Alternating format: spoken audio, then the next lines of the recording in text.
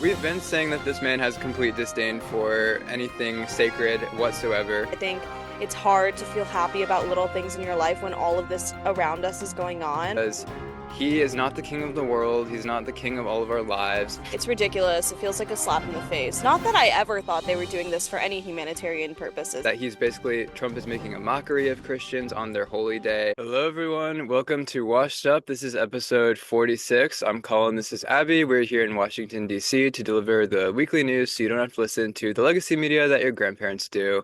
And this week, we're going to be talking about Taco Tuesday, which happened this past week.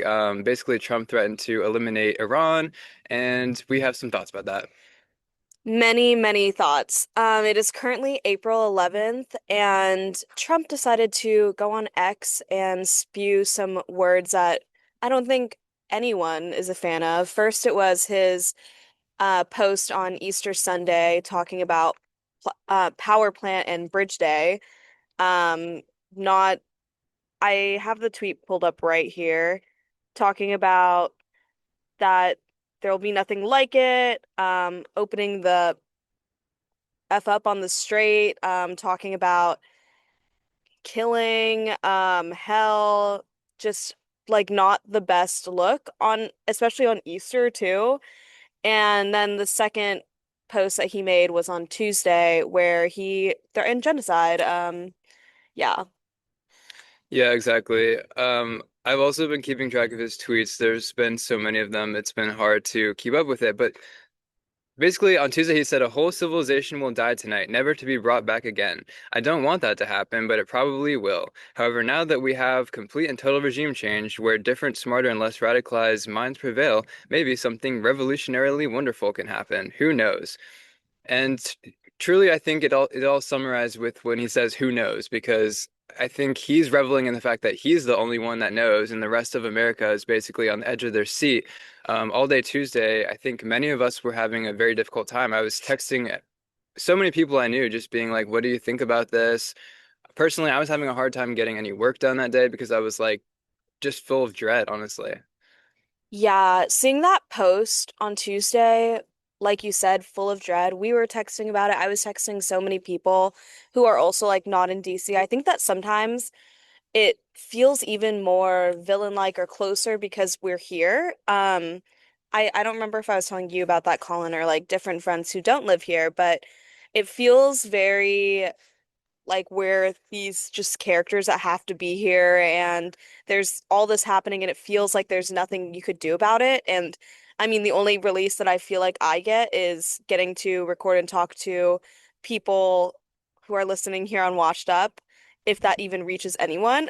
Um, but I'm glad it does something for myself. But I have to agree with you. Tuesday was really rough. I think I've been struggling with even feeling happy about like little things or feeling like I should focus on my life right now when it feels like somebody is breathing down your neck, being like, oh, the future is not certain at all.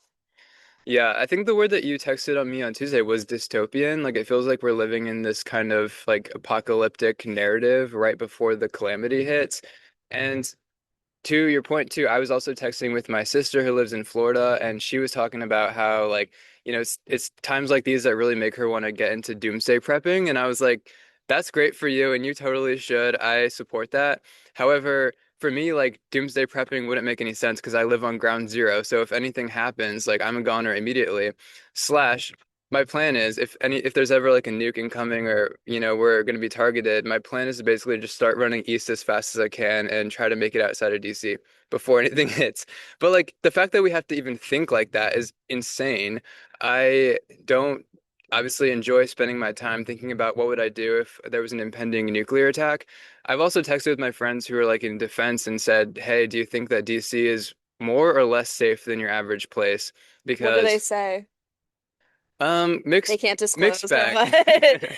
what? Mixed bag. I mean, we have so many defense installations around DC that like you would think we might actually be safer for it, but also we're like the prime target of any attack. So it's kind of mixed, honestly. I think if anything ever did happen, unfortunately, it would just be up to fate.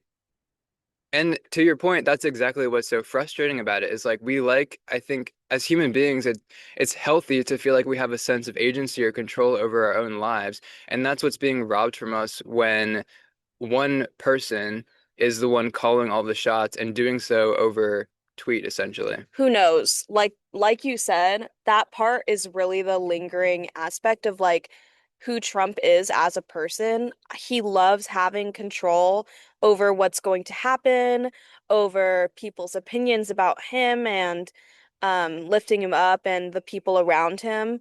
And I think that is such an essential part of that tweet. Like, regardless of the fact that it's obviously horrible and filled so many people with dread and so many people were talking about like I think that this post in general even turned some people over who maybe were okay with Trump or like being like, "Oh, he's doing things for the economy, yada yada." Like he's not.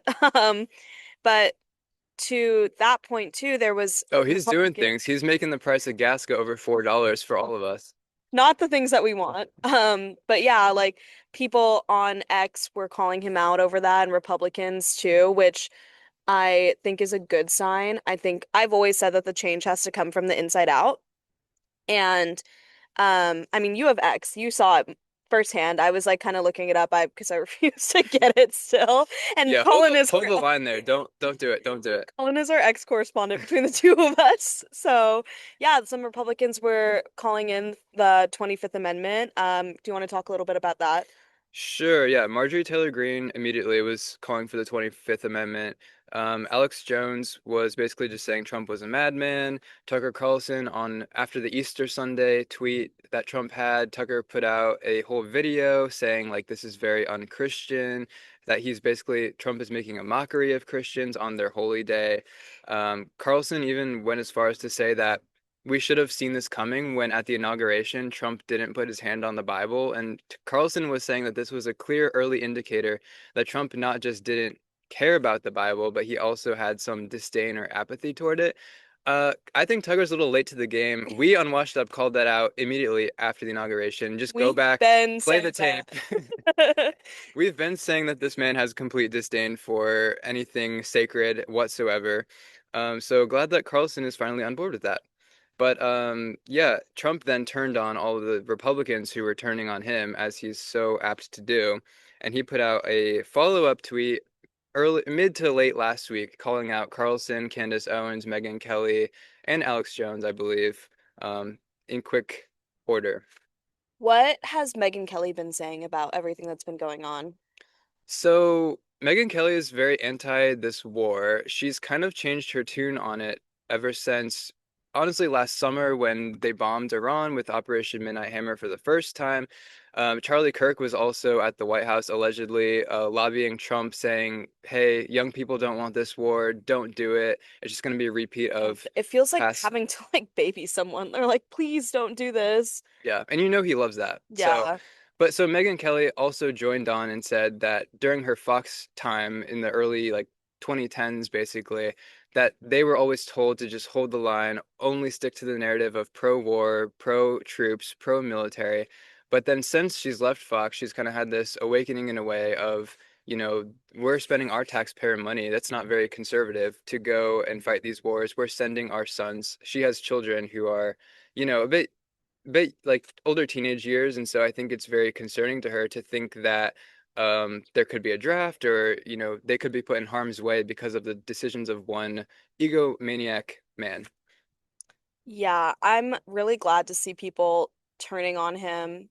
Not surprised that he turned back. Somehow everything is their fault. And I'm honestly surprised that there even are still MAGA Trump loyalists left. It's a little bit scary and concerning to know that there's people, even especially people our age, like there's something that hits a little harder to see people who are still in support of this man, who will blindly follow him, who are okay with this war, who are literally our age, who have your future ahead of you. Like, do you have a death wish? Is Yeah, that what it like is? literally, because at this point, like we were kind of talking about this, like Trump is old. Like he is near the end of his life, not in like a any sort of way other than like his age. I'd be shocked if he made it another 10 years. 5 would even be pushing it, honestly. Like we for the longest time have been talking about how like old our politicians are. In our newsroom, we had a writer write about um how old people are and how we should focus on like younger people, whatever, whatever.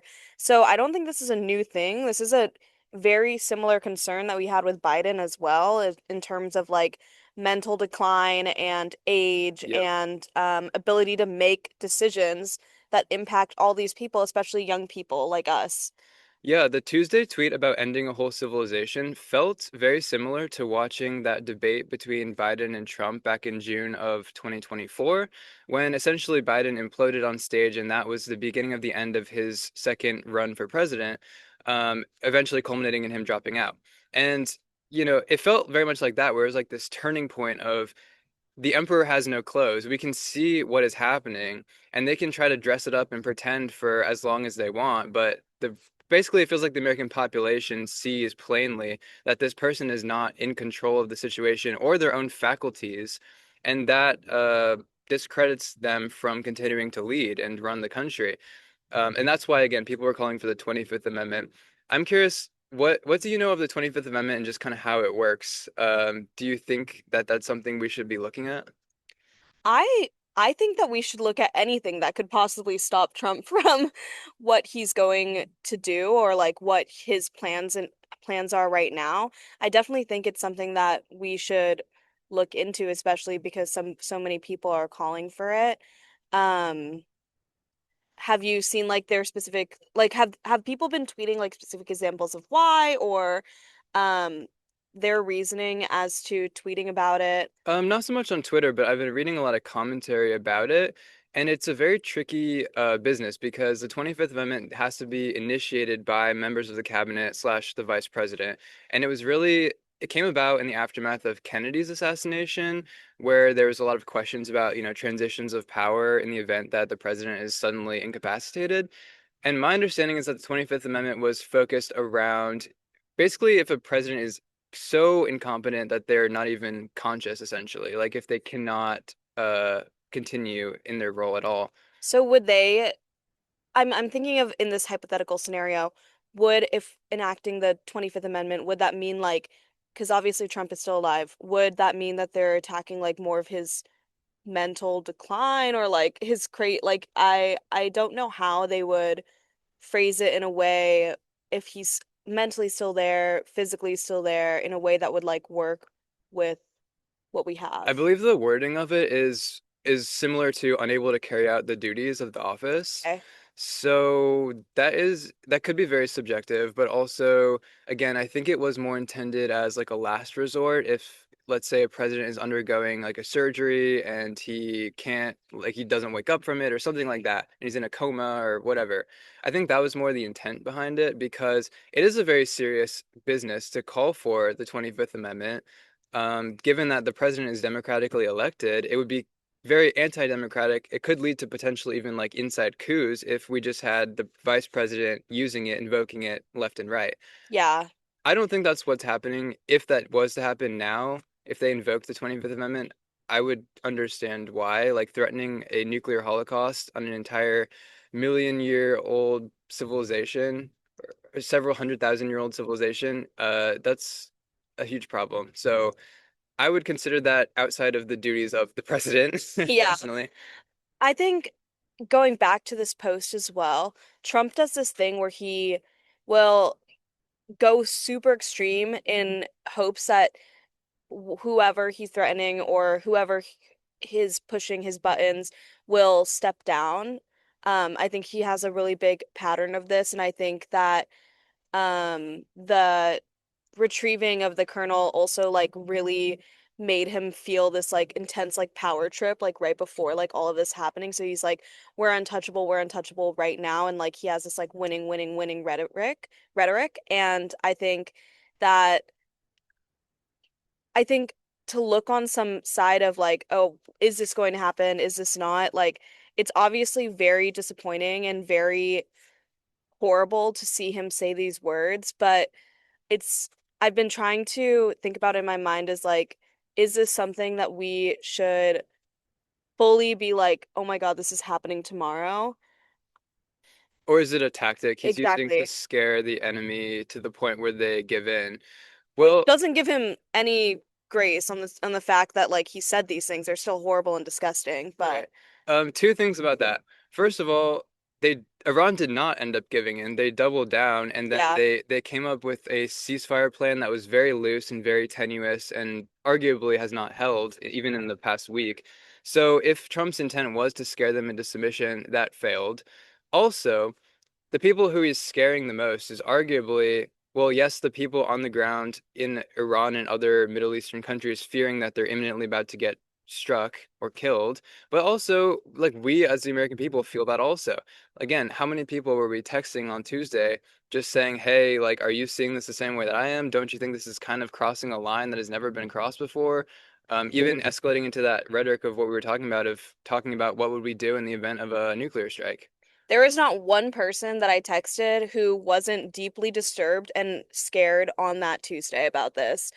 I probably I texted so many different people too, like people all over the country. They're all like around our age, friends, colleagues, stuff like that. Like even in the office, like I was in work that day. It was so solemn. I was sitting next to some coworkers and all of us were talking about it for like 30 minutes of like what is going on. And my coworkers are also like different age ranges. And I think that it's affecting the average American person way more than it should. I think it's hard to feel happy about little things in your life when all of this around us is going on.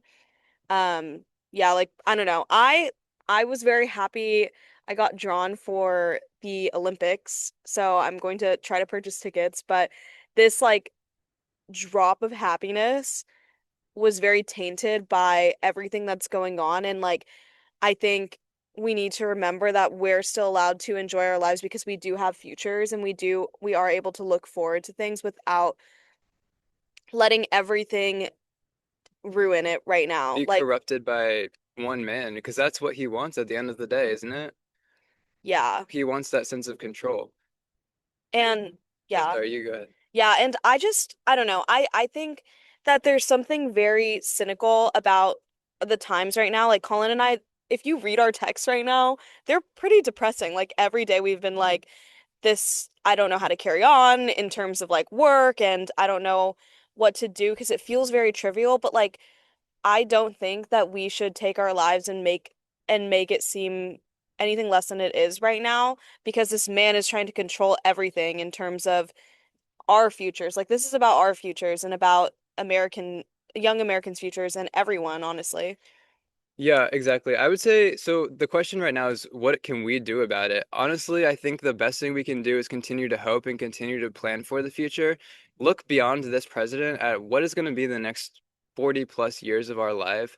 This man is not going to be around for all that much longer. Both his presidency is coming to an end. He's surely going to lose in the midterms, lose a lot of his He power. doesn't give a crap about the midterms, If we too. have midterms, let's hope that we have the midterms. But let's say he loses the midterms, loses all of his support from Congress of what, he's been able to kind of get through with them.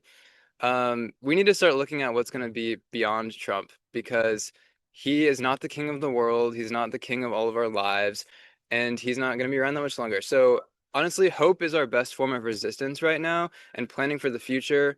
What it's going to look like on the other side of all of this chaos is the best thing that I think we can do for ourselves and as a country.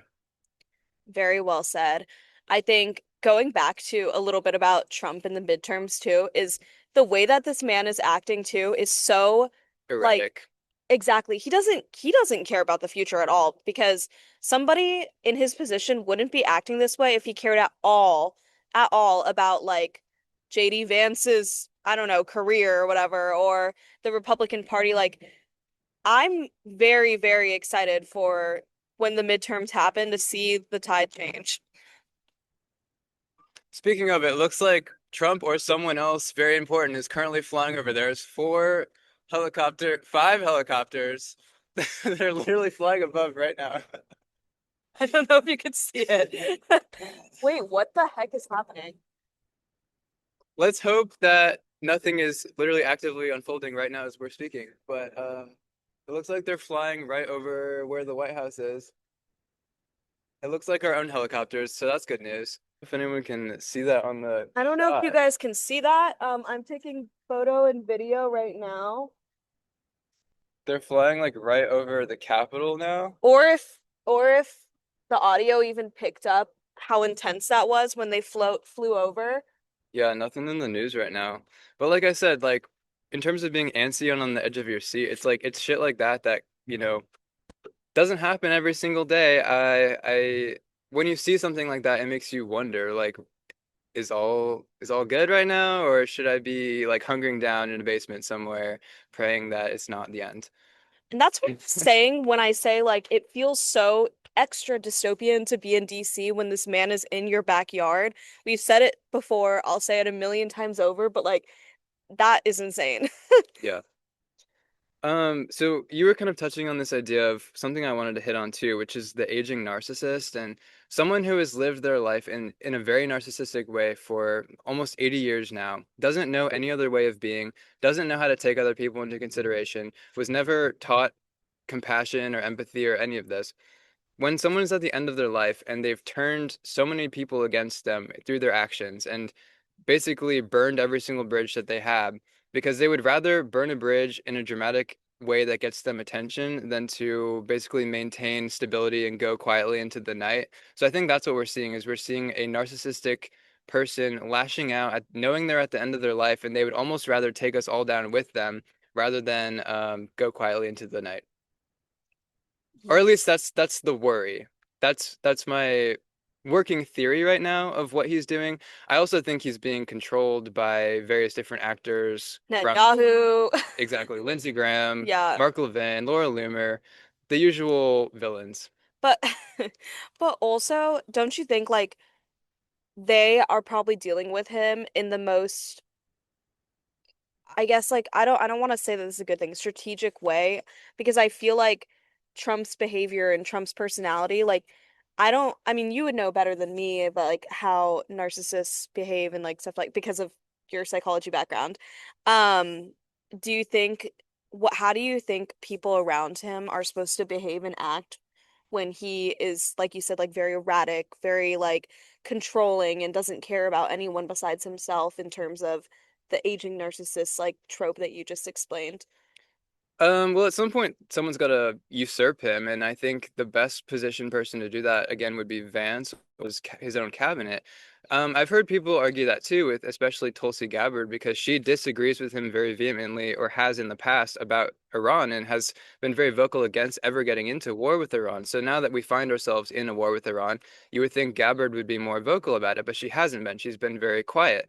And some people are saying, well, it would be that's her strategy of she's in his ear right now. She's in a position where she can have some voice. Isn't that better than if she resigned, for instance, in protest? That's a big question because Joe Kent did resign in protest when he thought there wasn't adequate intelligence to support getting into this war. I think, and Tim Dillon has said, who's one of my favorite commentators at the moment, that this is the worst case scenario. So it's better for them to just resign in protest because even if you put in someone else who is worse, it really couldn't get worse than where we find ourselves. Well said.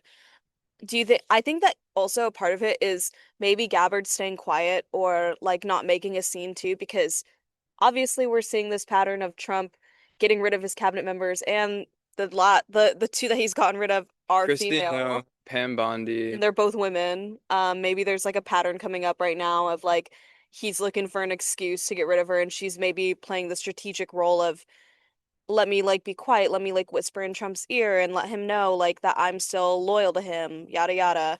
This also happened after January 6th, even though Trump was on his way out in that situation. A lot of his cabinet members just resigned following January 6th before, Biden was inaugurated. It was like a 20-day window, more or less.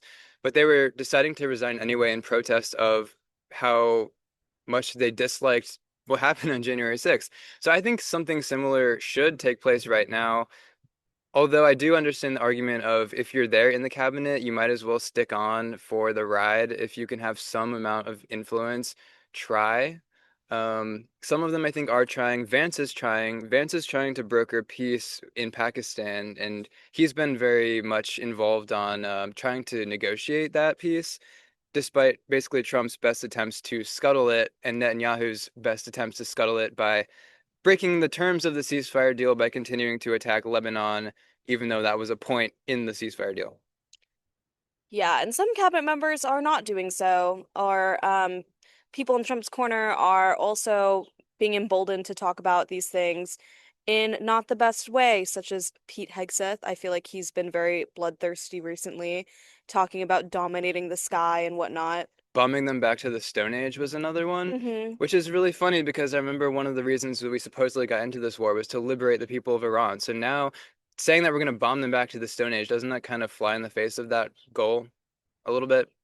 It's ridiculous. It feels like a slap in the face. Not that I ever thought they were doing this for any humanitarian purposes at all, but you know. Yeah, I mean, basically, it's very clear now. Marco Rubio said it when we got into this war. We're fighting this war on behalf of Israel so that they can have greater territorial expansion and greater power in the region. Also, that's very much evident in their continued campaign against Lebanon, which has displaced about a million, Hmm. over a million people, killed surely thousands at this point. Um, it's just, it's horrible. Yeah. Yeah. And Israel's responses just being like, we support Trump, which also is kind of interesting because I haven't really seen them take their own stance of like outside of saying something like we stand with Trump or like we support Trump's decision to do XYZ, which I think is relevant to look at as well. Talking about insult to injury, another story that's been in the news lately has been the situation where they sent astronauts around the moon and they just landed back in the ocean yesterday. And it's great that they're back and that they're safe.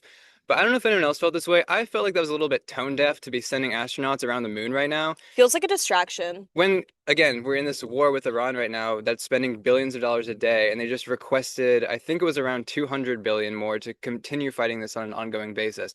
And we're sending our Navy to go, or our, at least we're sending our resources to go out and fetch these astronauts out of the middle of the ocean when there's an ongoing war with Iran that's not even being fought on behalf of our own country. I felt like it was insulting and a complete distraction and waste of our time. There's been a couple good moments to come out of the moon travels, but I don't know if, like you said, with everything going on, this was the right time to go about sending people to the moon. I do feel like it feels like a distraction from things that are going on. Have I been keeping up with it? Yes. So maybe it's working. Who knows? Who My knows, as people like to say. My point just, yeah, exactly. My point just being that across the government, the messaging could not be more disjointed when it comes to, again, Pete Hegseth's rhetoric about bombing them back to the Stone Age, Trump threatening to end the civilization, Vance trying to broker peace, other members of the admin. Where's Marco Rubio been? I haven't seen him in like over 3 weeks. That he likes to do that, doesn't he? He just likes to disappear when stuff is hitting the ceiling. Exactly. And again, going against all of the stated goals for why we're going into this war, how it was going to be just basically a 2 week war, and now we're going into what, month, one and a half, almost two.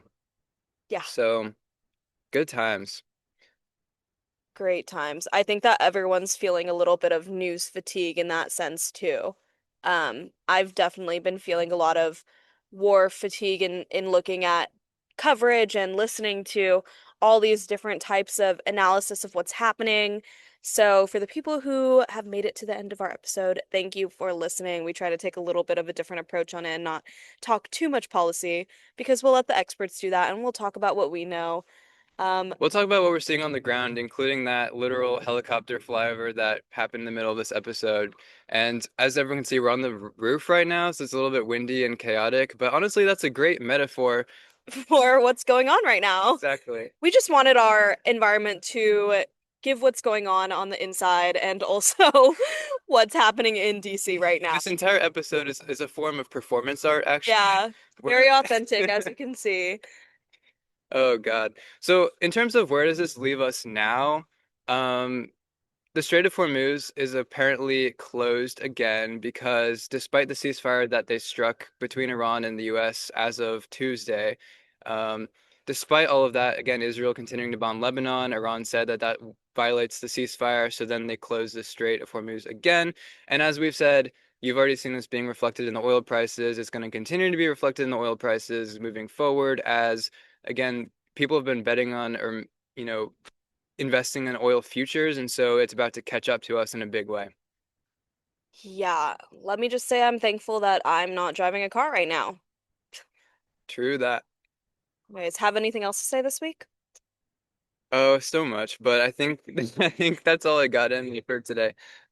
Okay. Washed up. Washed up out.